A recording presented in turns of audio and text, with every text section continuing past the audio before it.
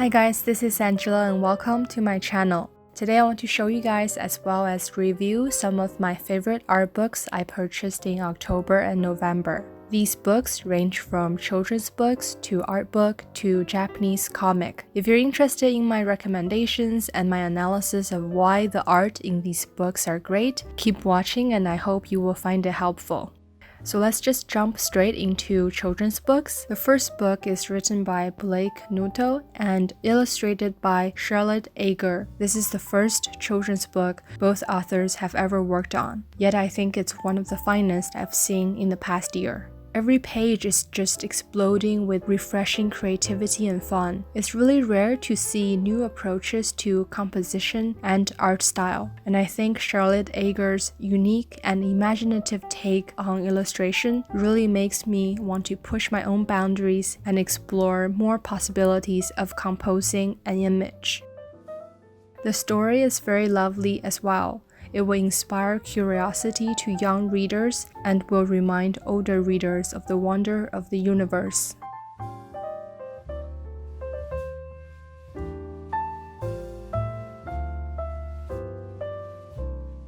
The second book is called The Shortest Day, based on the poem by Susan Cooper and illustrated by award-winning illustrator Carson Ellis. The book starts off with two wordless pages portraying people working among the vast landscape with the gigantic sun going to rest in the background. The first line of the poem finally appears on the third page, as if a narration slowly announces the opening of a play. The rest of the book is filled with really beautiful illustrations portraying rituals and traditions that developed around the solstice and people celebrating with joy. At the very end, the original poem is printed on one page. It was written by Susan Cooper in 1970s for the Christmas Revels, an annual celebration of winter solstice. This is a uniquely beautiful and deep book about human tradition and our relationship with nature. The next book is Our Little Kitchen by Gillian Tamaki, a very energetic and heartwarming book about a community kitchen. You open up the book to a full spread of illustrated recipe of vegetable soup. There's just so much energy and rhythm in her drawings. I was really delighted to see that this book is heavily influenced by comic storytelling techniques. Speech bubbles and heavy line work are rarely seen in children's book, but I think it really represents her art style the best. Although this book may appear like a comic, there is still a rhythm to the flow of text and images unique to children's book. The writing still rhymes and the dialogue still evokes childlike innocence. I think it's a very interesting and very successful combination of both the comic and children's book genre.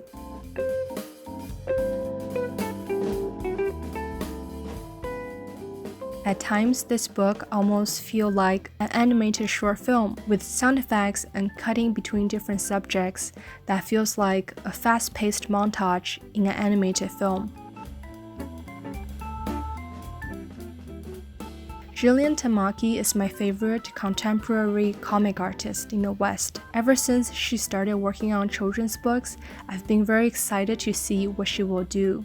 And this book is the perfect outcome of bringing some of her comic background into a children's book. I really loved it.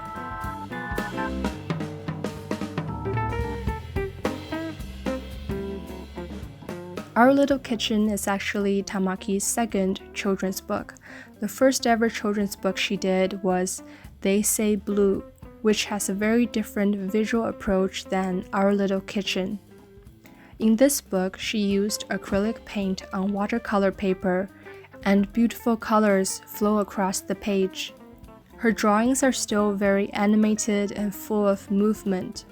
We see the little girl transforms into part of nature, and her imaginative mind explores various inquisitive thoughts through the pages. The brush strokes on each page also reminds me of finger painting techniques. I think both of her children's books are really worth reading and collecting as well.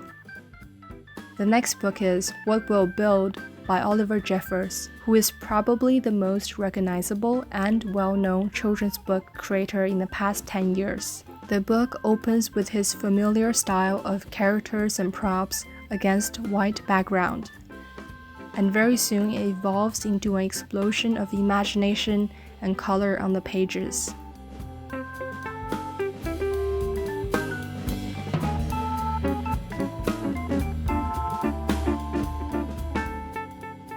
I really loved this page where the father's and the daughter's future splash out in colorful illustration from a watch. The writing is simple but beautiful and poetic, full of hope and love. The last spread in the book, both the drawing and the writing correspond with the first spread. I found this echoing technique really well thought out and cute.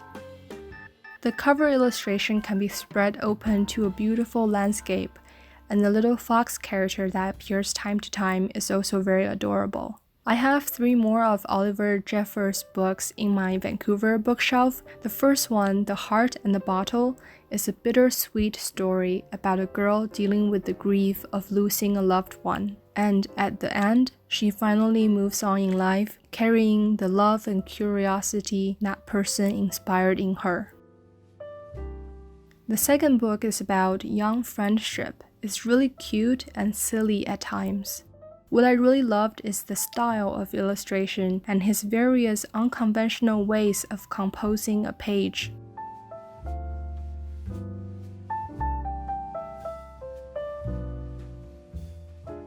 You can definitely see a difference between his earlier works and newer books. Here We Are came out before What Will Build and is very similar in theme, tone, and style. It's a lot less metaphorical compared to his earlier work and a lot more realistic and relatable to current global events. I think these two are really lovely together as a collection. So that was all the children's books that I wanted to show you guys today. I have one really beautiful art book that arrived recently that I want to share. The art of Andrea Serio called Seriously. Serio is one of my favorite cartoonists and illustrator. This beautiful book is a collection of his masterful hand-drawn art created with oil pastels, wax pastels, and colored pencils. I really love the texture of these traditional medium, and he is no doubt a master at utilizing the texture to create the most serene landscape. The first section of the book includes his plein air drawings. We can see his black and white rendition compared to his final colored pieces. The second part of the book is a collection of his moleskin sketches.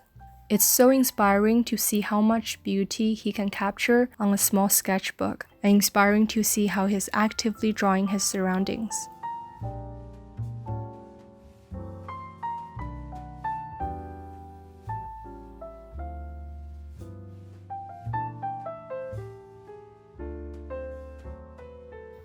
The third section contains his exploration on cloud drawings. The cloud shapes are all unique and very expressive.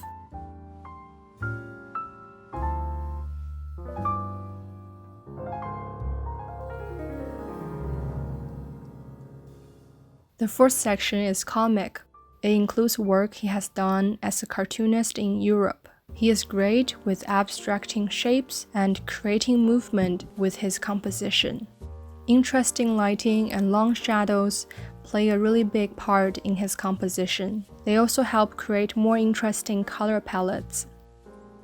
The sixth part of the book is the commercial covers that he's done. You can learn so much by observing how he uses negative space so that his illustrations can work harmoniously with text.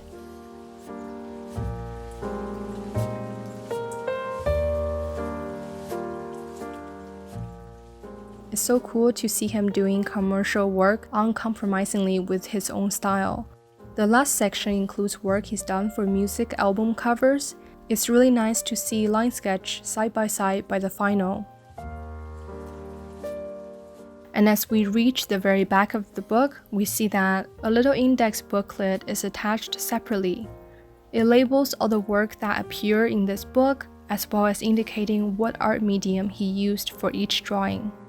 I thought this was a really excellent idea because captions and text were completely avoided throughout the book. This really allows for a more enjoyable and unintrusive experience as we dive into his beautifully hand-drawn worlds.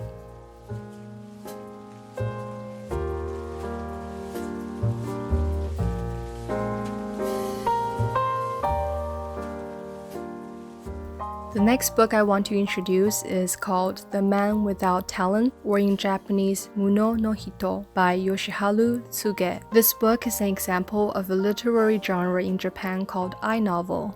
I-novel basically means autobiographical fiction, referring to works in Japan that deals with the author's poverty, artistic struggles, and sometimes sexual encounters. The most famous example is Osamu Dazai's No Longer Human.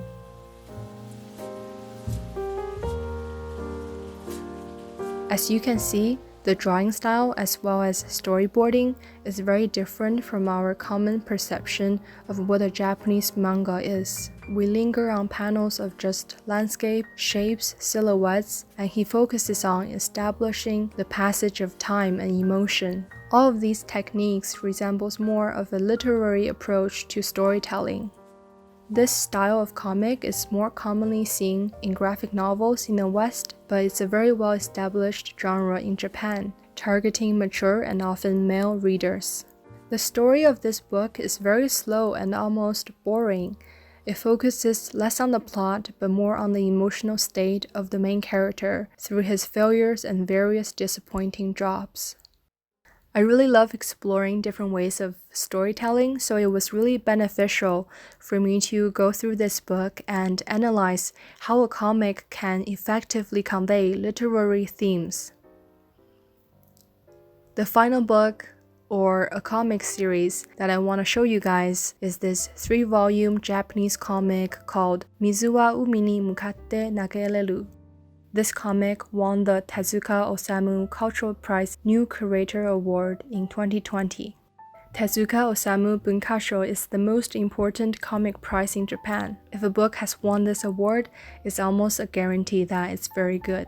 However, you may notice that for such a highly recognized award winner, the art style in this comic may at times almost seem amateurish, with really weak anatomy and childish proportions.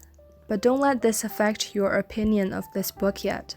The author is a graduate from a famous art school in Japan, but she majored in film production. This is why this simple-looking comic reads more like a Japanese film.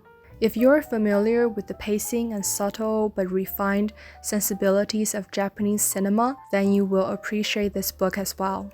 The story evolves around 2 main characters who both came from really complicated and dysfunctional families. The romance element is there, but not at the center. We are introduced to a handful of interesting characters, and it's their conversation and interaction that really draw the readers in. The author's film production background definitely shows through her cinematic storyboarding and her control of dialogue and characterization. There were many moments in this book that deeply affected me and really inspired me to tell stories. If you guys ever come across a translation of this book, I definitely recommend giving it a read.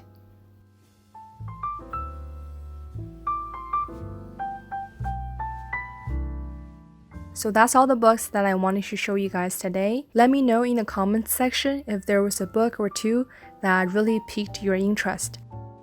Thank you for watching this video and see you guys next time.